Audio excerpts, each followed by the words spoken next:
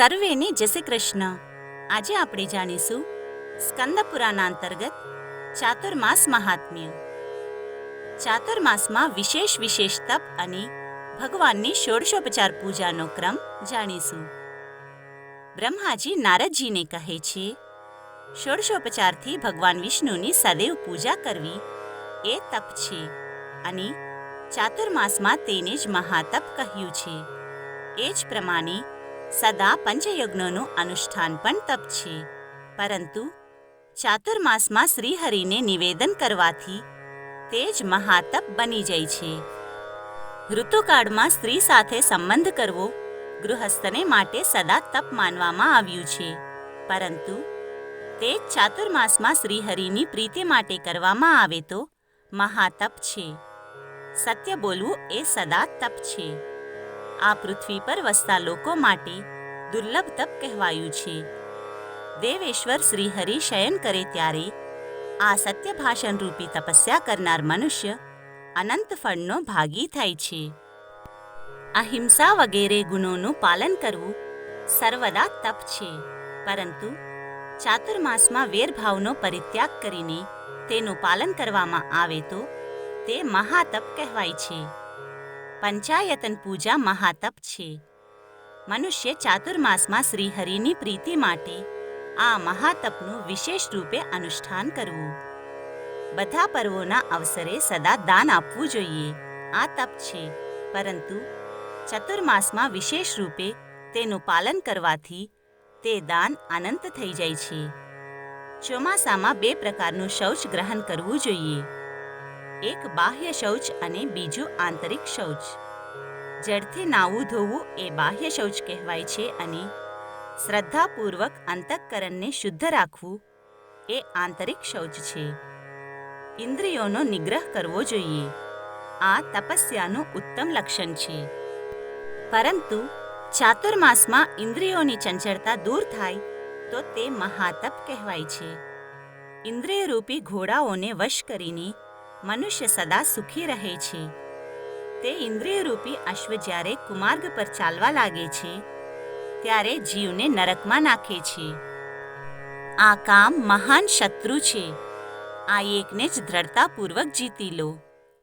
જે મહાત્માઓએ કામને જીતી લીધો છે તેમને સંપૂર્ણ જગત પર વિજય પ્રાપ્ત કરી લીધો છે. કામ અને સંકલ્પ પર વિજય મેળવવો એ જ તપસ્યાનું મૂળ છે.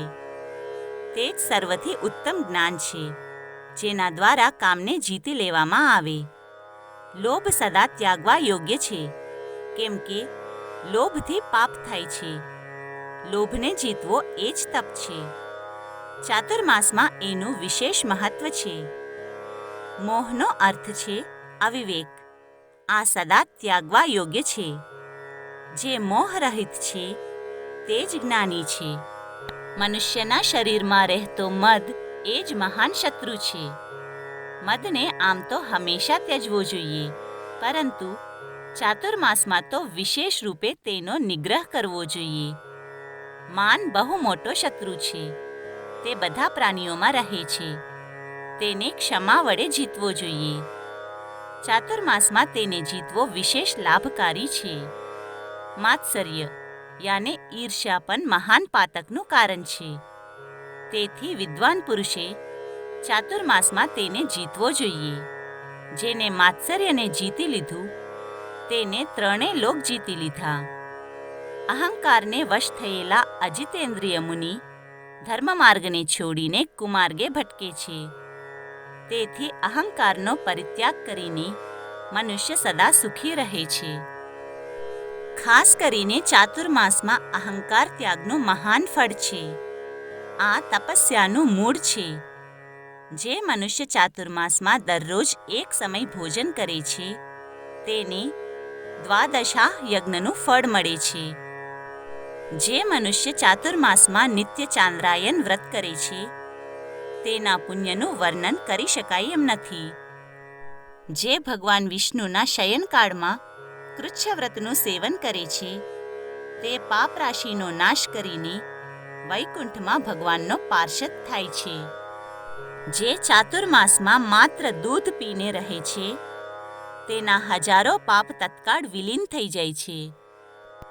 જો ધીર પુરુષ ચાતુર્માસમાં દરરોજ મર્યાદિત અન્ન જમે છે તો તે સર્વ પાતકોનો નાશ કરીને વૈકુંઠ ધામને પ્રાપ્ત થાય છે.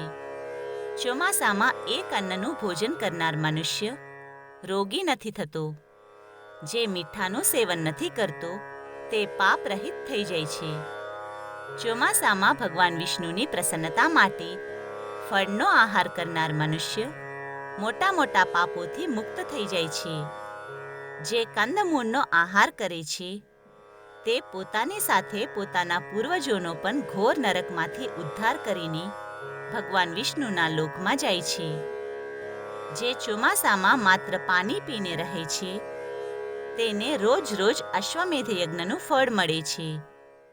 જે મનુષ્ય ચાતુર્માસમાં શ્રીહરિની પ્રીતિને માટે ઠંડી વરસાદ સહન કરે છે તેના પર પ્રસન્ન થઈને ભગવાન જગન્નાથ તેને સ્વયંને આપી દે છે. જે મનમાં ને મનમાં ભગવાન નારાયણનું ચિંતન કરીને આ પરમ પવિત્ર અને પાપની શુદ્ધિને માટે પુરાણોને સાંભળે છે અથવા વાંચે છે તેનો મૃત્યુ પછી મોક્ષ થાય છે. નારદજીએ પૂછ્યું, હે પ્રજાપતે, 16 ઉપચારોથી ભગવાનની પૂજા કઈ રીતે કરવામાં આવે છે? ત્યારે બ્રહ્માજી બોલ્યા, વેદો અને શાસ્ત્રોના વિધાન પ્રમાણે ભગવાન વિષ્ણુની ભક્તિ દ્રઢ કરવી જોઈએ.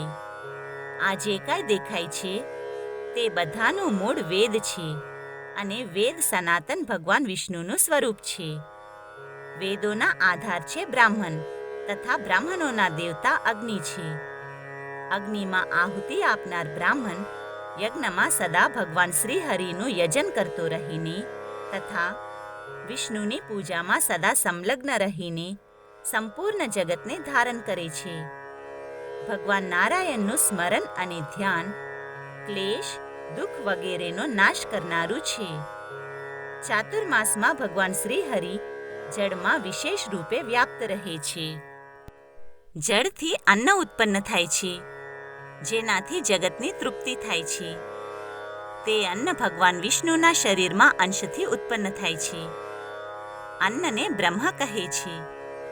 તે અન્ન આવાહનપૂર્વક ભગવાન વિષ્ણુને સમર્પિત કરીને મનુષ્ય પુનર્જન્મ, વૃદ્ધત્વ અને ક્લેશના સંસ્કારો દ્વારા તિરસ્કૃત નથી થતો. સહસ્રશીર્ષા પુરુષ વગેરે જે 16 ઋચાઓવાળા યજુર્વેદનું મહાસૂક્ત છે તે સર્વોત્કૃષ્ટ નારાયણમય છે. તેનો પાઠ કરવા માત્રથી પણ બ્રહ્મ હત્યા દૂર થઈ જાય છે. બ્રાહ્મણ માટે એ ઉચિત છે કે તે પ્રથમ સ્મૃતિઓમાં દર્શાવેલી વિધિ અનુસાર પોતાના શરીરમાં ઉક્ત 16 સૂક્તોનો ન્યાસ કરે. ત્યાર પછી ભગવાનની પ્રતિમા અથવા શાલિગ્રામમાં વિશેષ રૂપે ન્યાસ કરે. પછી ક્રમશઃ આવાહન વગેરે કરવું. વૈકુંઠ ધામમાં બિરાજમાન કૌસ્તુભ મણિથી સુશોભિત, કરોડો સૂર્ય સમાન તેજસ્વી, દંડધારી, શિખાસૂત્રથી સુશોભિત પીતાંબરધારી રૂપથી ભગવાન વિષ્ણુનું આવાહન કરીને ધ્યાન કરવું. સર્વના પાપ સમૂહોનો નાશ કરનારા શ્રી વિષ્ણુને આ રૂપમાં પોતાના ધ્યાનમાં સ્થિર કરીને તેમને પૂજાને માટે આપની સામે આવાહન કરવું. પુરુષ સૂક્તની પ્રથમ ઋચા સહસ્રશીર્ષા પુરુષ વગેરે મંત્રોના આદિમાં ઓમકાર જોડીને તેનું ઉચ્ચારણ કરવું અને તેના દ્વારા ભગવાનનું આવાહન કરવું. એ જ પ્રમાણે બીજી ઋચા પુરુષ એવેદમ વગેરેથી પાર્ષદો સહિત શ્રીહરિને આસન સમર્પિત કરવું. તે બધા આસન સુવર્ણમય છે એવું મનમાં ને મનમાં ચિંતન કરવું. ભક્તિયોગ દ્વારા ચિંતન કરવાથી તે પરિપૂર્ણ થાય છે. પછી ત્રીજી ઋચાથી પાદ્ય સમર્પણ કરવું અને તેમાં ગંગાજીનું સ્મરણ કરવું. ત્યાર પછી નદીઓ તથા 7 સમુદ્રોના જળથી જગદીશ ભગવાન વિષ્ણુને અર્ઘ્ય આપવો. સરિતાઓ અને સાગરોનું ચિંતન માત્ર કરવું જોઈએ. ચોથી ઋચાથી અર્ઘ્યદાન કરવું જોઈએ. ત્યારબાદ શ્રીહરિને અમૃતથી આચમન કરાવવું. 3 આચમનથી બ્રાહ્મણની શુદ્ધિ થાય છે. આચમનનું જળ સ્વચ્છ તથા ફીણ અને પરપોટાથી રહિત હોવું જોઈએ. બ્રાહ્મણ એટલા જળથી આચમન કરે કે તે તેના હૃદય સુધી પહોંચી જાય. ક્ષત્રિય કંઠ સુધી જાય એટલા જળથી આચમન કરે અને વૈશ્ય તાળવા સુધી પહોંચે તેટલા જળથી આચમન કરે. સ્ત્રી અને શૂદ્ર એકવાર જળનો સ્પર્શ કરવા માત્રથી શુદ્ધ થઈ જાય છે. 5મી ઋચા દ્વારા ભક્તિયુક્ત ચિત્તે આચમન કરવું જોઈએ. ભગવાન ઋષિકેશ ભક્તિથી ગ્રહણ કરવા યોગ્ય છે. ભક્તિથી તેઓ સ્વયંને પણ સમર્પિત કરી દે છે. ત્યાર પછી સુગંધિત પદાર્થો દ્વારા સુવાસિત અને સર્વ ઔષધિયુક્ત સુવર્ણમય કળશોમાં રાખેલા જળથી ભગવાનને સ્નાન કરાવવું. શ્રદ્ધાપૂર્વક મનથી ભાવના દ્વારા લવાયેલ તીર્થ જળથી સ્નાન કરાવવું જોઈએ. શ્રદ્ધા વિના આપેલા રત્નોના ડુંગર પણ વૃથા છે અને શ્રદ્ધાથી આપેલું જળ પણ અક્ષય ફળદાયક હોય છે. 6ઠ્ઠી ઋચાથી સ્નાન કરાવીને ફરી આચમન કરાવવું જોઈએ. 7મી ઋચાથી ભગવાન વિષ્ણુને માટે વસ્ત્ર આપવું જોઈએ. 8મી ઋચાથી યજ્ઞોપવીત સમર્પિત કરે. 9મી ઋચાથી યજ્ઞમૂર્તિ શ્રીહરિના શ્રીઅંગો પર ઉત્તમ ચંદનનો લેપ કરવો જોઈએ. જેટલા સુંદર યક્ષકર્દમ દ્વારા જગતગુરુ ભગવાન વિષ્ણુના અંગોમાં લેપ કર્યો છે તેને પોતાના સુયશથી આ સંસારને આચ્છાદિત અને તૃપ્ત કર્યો છે. ચંદન અર્પણ કરનારા મનુષ્ય સંસારમાં પોતાના તેજથી ભગવાન સૂર્ય જેવો થઈને દેવભાવને પ્રાપ્ત થાય છે અને બ્રહ્મા વગેરે દેવતાઓના લોકમાં આનંદનો અનુભવ કરે છે. જે મનુષ્ય ચાતુર્માસમાં ભગવાન વિષ્ણુને ચંદનના આલેપનથી સુંદર રૂપમાં જુએ છે તે કદી યમપુરીમાં નથી જતા. 10મી ઋચાથી ભક્તિપૂર્વક પુષ્પ ચડાવીને ભગવાનની પૂજા કરવી. પુષ્પોથી પૂજાયેલા ભગવાન વિષ્ણુને જો બીજા લોકો પણ પ્રણામ કરે છે તો તેમને પણ અક્ષય લોક પ્રાપ્ત થાય છે. 11મી ઋચાથી શ્રીહરિને ધૂપદાન કરવું જોઈએ. ઉત્તમ ગંધથી યુક્ત દિવ્ય વનસ્પતિનો રસ તથા અતિશય સુગંધિત આ ધૂપ સંપૂર્ણ દેવતાઓને સૂંઘવા યોગ્ય છે. હે ભગવાન, તમે તેને ગ્રહણ કરો. આ મંત્ર બોલીને ભગવાનને અગરુનો ધૂપ આપવો. ચાતુર્માસમાં આનું મહાન ફળ છે. કપૂર, ચંદન, મિશ્રી, મધુ અને જટામાસીથી યુક્ત ધૂપ શ્રીહરિના શયનકાળમાં નિવેદિત કરવો જોઈએ. દેવતાઓ સૂંઘવાથી જ પ્રસન્ન થાય છે. તેથી ધૂપ તેમની ઘ્રાણેન્દ્રિયને તૃપ્ત કરવાનું શુભ સાધન છે. મુક્તિની ઈચ્છા રાખનાર પુરુષે 12મી ઋચાથી દીપદાન કરવું જોઈએ. જે ચાતુર્માસમાં ભગવાન વિષ્ણુની આગળ દીપદાન કરે છે તેના પાપો પલભરમાં બળીને ભસ્મ થઈ જાય છે.